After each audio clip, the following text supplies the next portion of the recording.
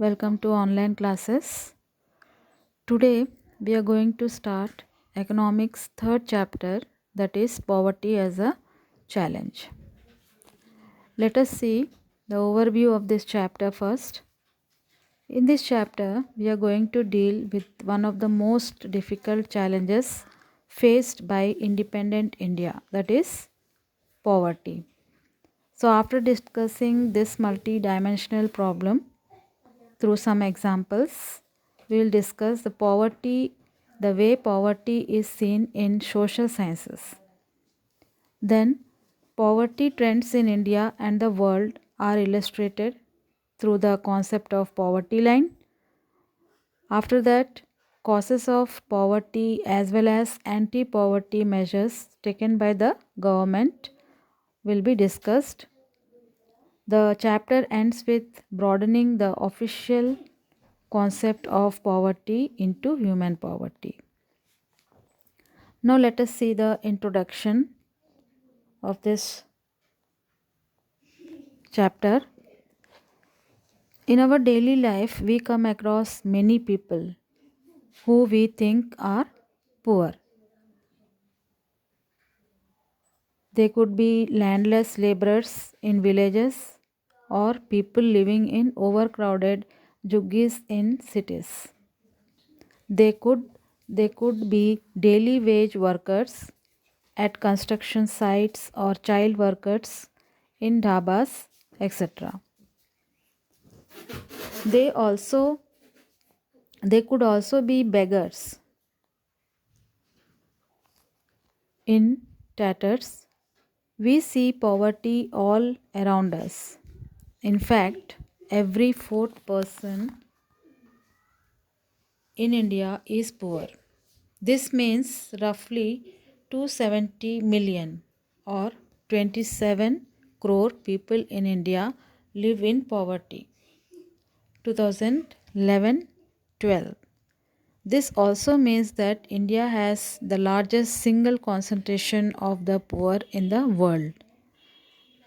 This illustrates the seriousness of the challenge.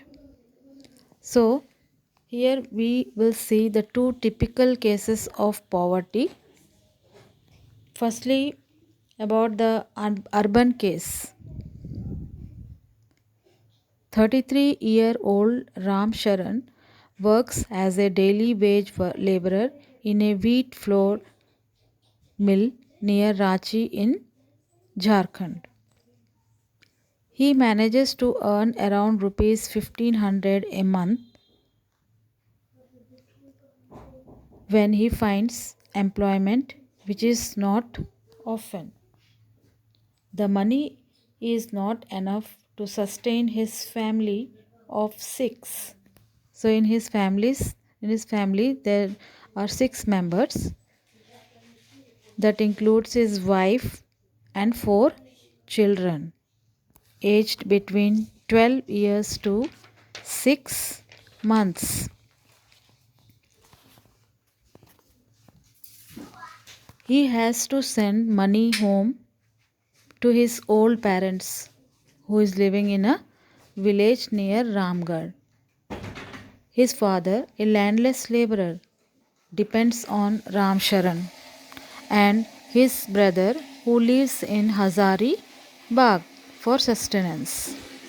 Ram Sharan lives in a one-room rented house in a crowded basti in the outskirts of the city. It's a temporary shack built of bricks and clay tiles. His wife Shanta Devi works as a part-time maid in a few houses and manages to earn another rupees 800. They manage to get meal of dal and rice twice a day. But there's never enough for all of them. His elder son works as a helper in a tea shop to supplement the family income and earns another rupees 300, while his 10-year-old daughter takes care of the younger siblings. Her younger brother or sister. None of the children go to school. They have only two pairs of hand-me-down clothes each. New ones are brought only when the old clothes become unwearable. Shoes are luxury for them. So, having shoes are luxury for them. The younger kids are undernourished. They have no access to health care when they fall ill. So, this is the condition of the urban poverty. Now, let us see in the rural case. Lakha Singh belongs to a small village near Meerut in Uttar Pradesh. His family does not own any land, so they do odd jobs for the big farmers. So they get paid rupees 50 for a hard day's work, but often it's in kind, like a few kilograms of wheat or dal or even vegetables for toiling in the farm through the day. The family of 8 cannot always manage 2 square meals a day. Lakha lives in a kacha hut on the outskirts of the village. The women of the family spend the day chopping fodder and collecting firewood in the fields. His father, a TB patient, passed away 2 years ago due to lack of medication. His mother now suffers from the same disease, and life is slowly ebbing away. Although the village has a primary school, Lakha never went there. He had to start earning when he was 10 years old. New clothes happen once in a few years. Even soap and oil are a luxury for the family. So this is about the rural case. Now study the above cases of the poverty and discuss the following issues related to the poverty. So what are the issues related to the poverty? Let us see here. Here landlessness, unemployment, size of families, illiteracy, poor health, malnutrition, child labor, helplessness. So these two typical stories illustrate many dimensions of poverty. They show that the poverty means hunger and lack of shelter. It also is a situation in which parents are able to send their children to school, or a situation where sick people cannot afford treatment. So in the story we have already seen that they live in a kacha houses and they are not accessible to health care when they fall ill.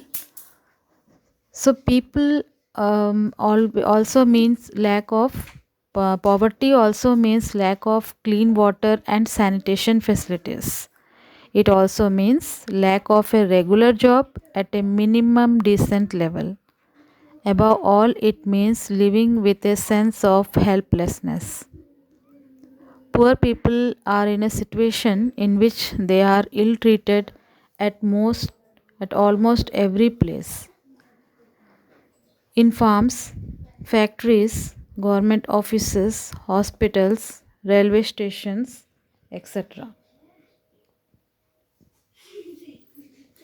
Railway stations, etc. Obviously, nobody would like to live in poverty.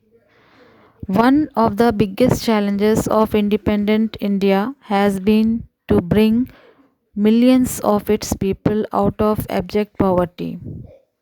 Mahatma Gandhi always insisted that India would be truly independent only when the poorest of its people become free of human sufferings.